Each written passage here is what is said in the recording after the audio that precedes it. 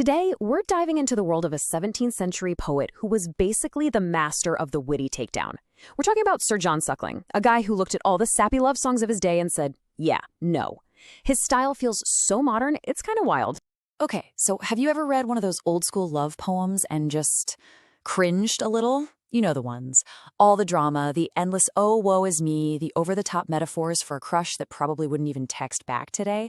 Well, it turns out you're not the first to think it's all a bit much.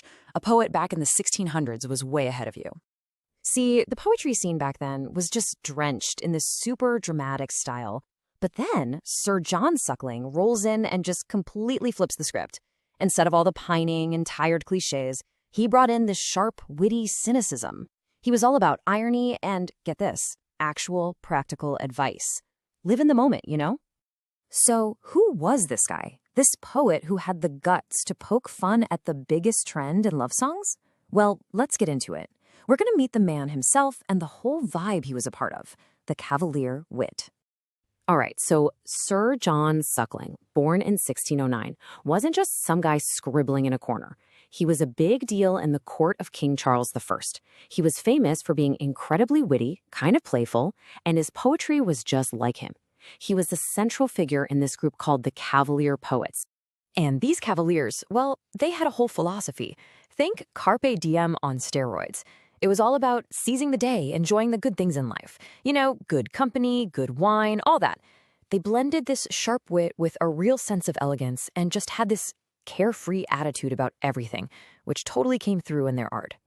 Okay, so to really get what makes Suckling so brilliant, we have to talk about what he was fighting against. Because he wasn't just writing into a void, he had a very specific, very popular style of poetry in his crosshairs. And that target? It was something called Petrarchan poetry. This was the style of the time, and it was a lot. We're talking wildly over-the-top romance. It was just packed with these dramatic, cheesy metaphors where the guy is always suffering in agony, and the woman he's in love with is treated like some untouchable goddess. Super realistic, right? Yeah, Suckling thought the whole thing was completely absurd, and his poetry is basically one big roast of that style. He offered a version of love that was way more chill, way funnier, and honestly a lot more cynical. He really just brought the whole idea of romance back down to earth. So how exactly did he do it?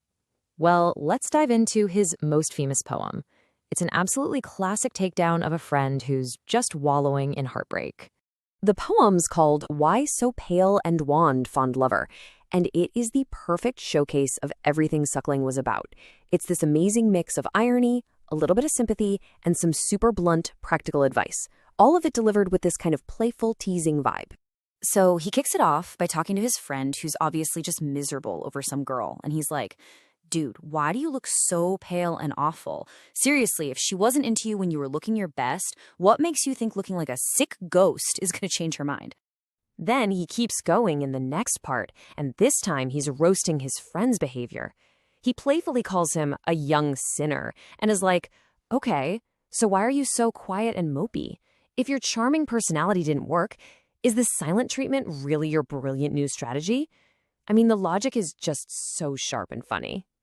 And then comes the punchline, the part everyone remembers. The advice is dead simple. If she's not into you, she's not into you. Nothing you do is going to magically make her fall in love. So his final advice? The devil take her. Which is basically 17th century for forget her, man, move on. Now, it sounds harsh, but it's not just him being mean. It's that perfect blend of poking fun at your friend while also giving him some real, tough love advice. It's exactly what a good friend would tell you today, right? And back then, this was totally revolutionary. Nobody was talking about love with this kind of simple, almost brutal honesty. It was a complete break from how poems were supposed to sound. But don't think Suckling was a one-trick pony who only made fun of love poems. Oh no, his wit was way too versatile for that. He applied that same sharp style to all sorts of other topics. I mean, his range was seriously impressive.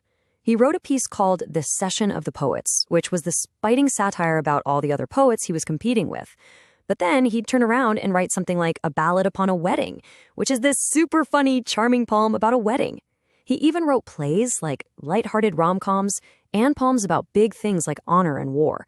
and all of it had that signature Cavalier swagger. So you'd think for a guy whose whole thing was live for the moment, he'd have had a long life to enjoy. But tragically, that wasn't the case.